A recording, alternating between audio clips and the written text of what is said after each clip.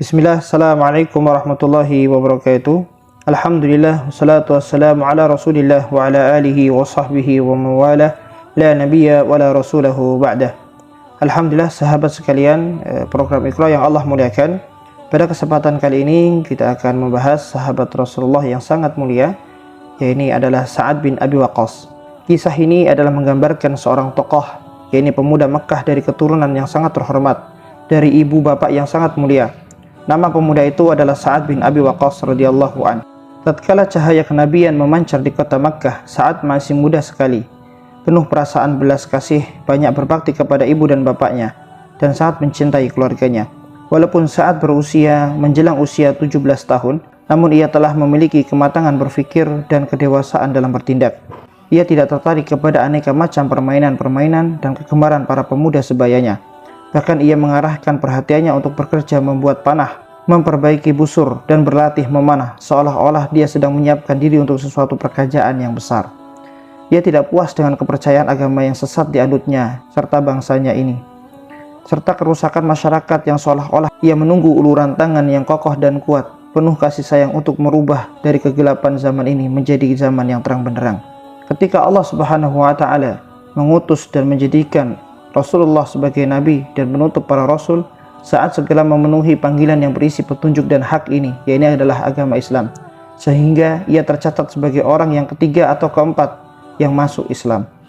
Bahkan ia sering berucap dengan penuh kebanggaan, "Setelah aku renungkan selama 1 pekan, maka aku masuk Islam sebagai orang yang ketiga atau yang keempat."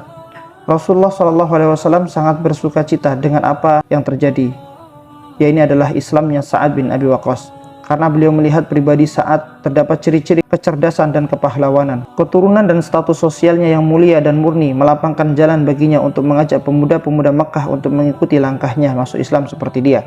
Di samping itu, kesungguhannya Sa'ad termasuk paman Rasulullah SAW. Dia adalah dari Bani Zuhrah, sedangkan Bani Zuhrah adalah keluarga Aminah binti Wahab, ibu dari Nabi SAW. Rasulullah sangat membanggakan pamannya. Pada suatu ketika beliau sedang duduk-duduk bersama beberapa dari sahabat. Tiba-tiba beliau melihat Sa'ad bin Abi Waqqas datang. Lalu beliau berkata kepada sahabat yang hadir, "Inilah pamanku, coba tunjukkan kepadaku siapa yang punya paman sepertiku ini." Tetapi Islamnya Sa'ad tidak langsung memberikan kemudahan dan menyenangkan baginya. Sebagai pemuda muslim, ia ditantang oleh berbagai tantangan, ujian, dan cobaan-cobaan berat yang keras. Ketika cobaan itu datang dan sampai pada puncaknya, Allah menurunkan wahyu yang mengenai peristiwa yang dialaminya.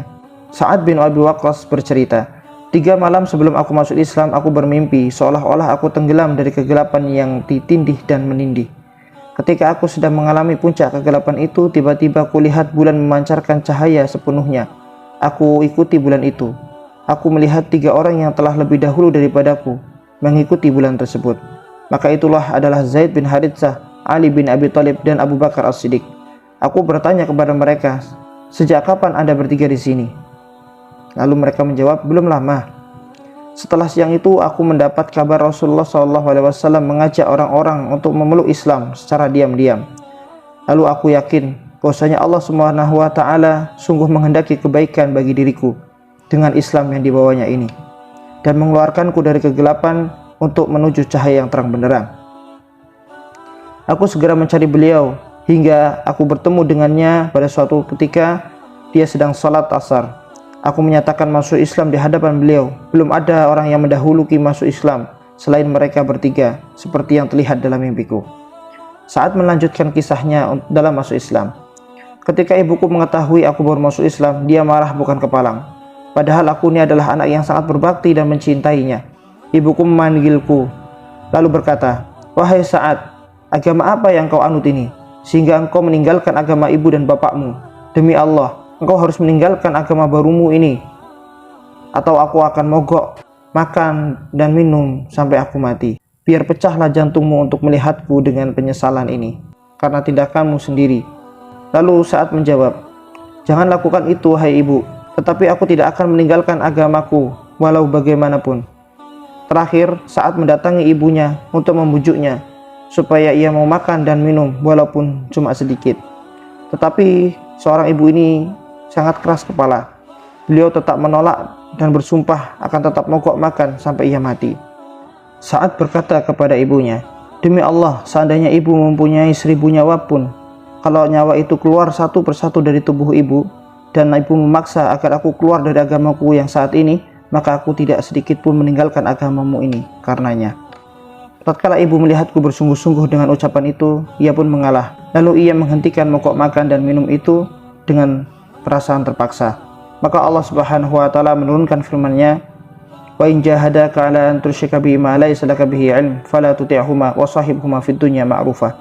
Walaupun kedua orang tua kita memaksa kita untuk syirik kepada Allah, untuk keluar daripada Islam, maka jangan ikuti, tetapi pergaulilah terus mereka dengan cara yang baik, dengan akhlak dan budi pekerti yang baik. Setelah saat masuk Islam, ia lantas berjasa terhadap kaum muslimin dengan prestasinya yang baik yang tinggi. Dalam peperangan Badar, saat ikut berperang bersama adiknya Umair, ketika itu Umair masih muda remaja, belum lama mencapai usia baligh. Tatkala Rasulullah memerintahkan tentara muslimin berkumpul dan siap sebelum berangkat perang, Umair bersembunyi-sembunyi, takut kalau dia datang tidak diperbolehkan oleh Rasulullah untuk berperang, karena memang usianya masih kecil. Tetapi Rasulullah tetap melihatnya, lalu ia tidak memperbolehkannya ikut. Umair menangis, sehingga Rasulullah merasa kasihan, dan akhirnya membolehkan Umair ikut perang. Saat mendatangi adiknya dengan gembira, mengikatkan pedang di bahu Umair dengan tubuhnya yang kecil, kedua saudara itu pergi berperang, berjuang bersama Rasulullah.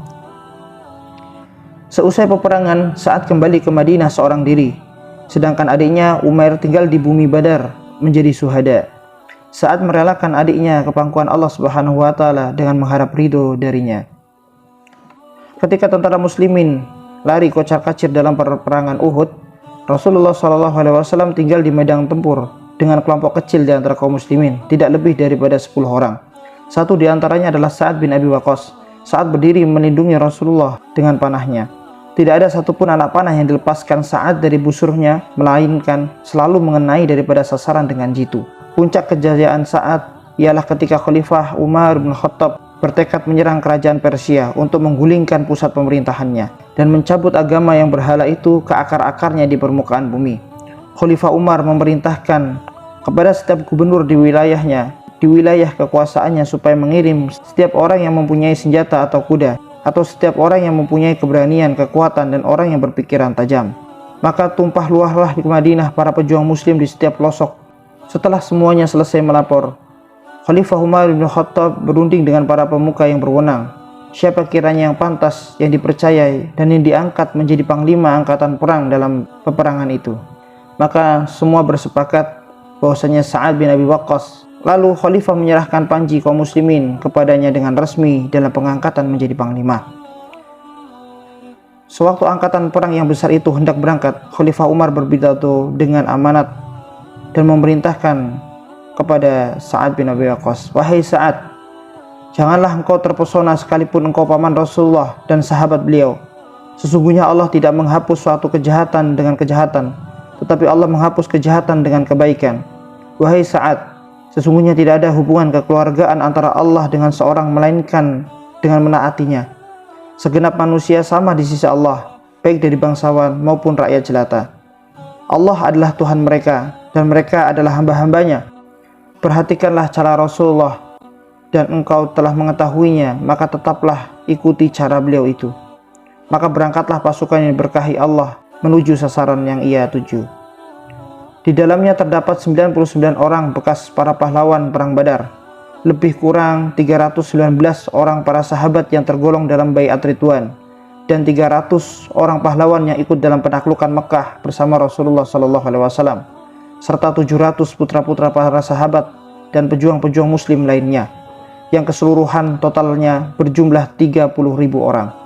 Sesampainya di Qadisiyah adalah tempat yang mana jaraknya 120 km dari Kufah. Sa'ad menyiagakan seluruh pasukannya dan bertempur dengan hebat.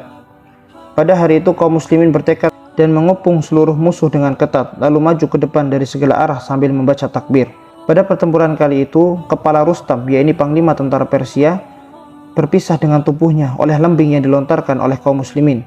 Maka merasuklah rasa takut dan gemetar ke dalam hati musuh-musuh Allah, sehingga dengan mudah kaum muslimin menghadapi para prajurit yang Persia. Bahkan kadang-kadang mereka membunuh dengan senjata musuh itu sendiri. Sa'ad bin Abi Waqqas dikaruniai oleh Allah Subhanahu wa taala usia yang lanjut. Dia dicukupi kekayaan yang lumayan banyak. Tetapi sebelum wafatnya, ia berpesan, "Kafani aku dengan jubah ini. Jubah ini kudapatkan dari seseorang musyrik dalam perang Badar. Aku ingin menemui Allah Subhanahu wa taala dengan jubah itu." Pelajaran yang dapat kita ambil adalah bagaimana seorang pemuda respek dengan kebenaran, seorang pemuda cinta dengan kebaikan, serta siap dan sikap membela agama Allah Subhanahu wa taala. Cinta kebenaran, cinta Allah dan Rasulnya, sehingga mengorbankan dirinya dan usahanya untuk membela Allah dan Rasulnya. Qul qouli hadza astaghfirullahi wa lakum. Assalamualaikum warahmatullahi wabarakatuh.